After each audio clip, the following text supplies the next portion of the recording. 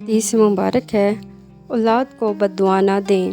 حضرت جابر رضی اللہ عنہ سے روایت ہے کہ رسول اللہ صلی اللہ علیہ وآلہ وسلم نے ارشاد فرمایا، اپنے آپ کو، اپنی اولاد کو، اپنے خادموں کو اور اپنے مال کو بددعا نہ دو۔ ایسا نہ ہو کہ وہ گھڑی دعا کی قبولیت کی ہو اور تمہاری دعا قبول ہو جائے۔ سنن ابی داؤد 25-32۔ اسی طرح ایک اور حدیث ہے، اللہ کا دین پھیلائیں۔ نبی صلی اللہ علیہ وآلہ وسلم نے فرمایا، اللہ اور اس کے فرشتے اور آسمان اور زمین والے یہاں تک کہ چونٹیاں اپنی سوراخ میں اور مچھلیاں اس شخص کے لیے جو نیکی و بھلائی کی تعلیم دیتا ہے، خیر و برکت کی دعا کرتی ہیں۔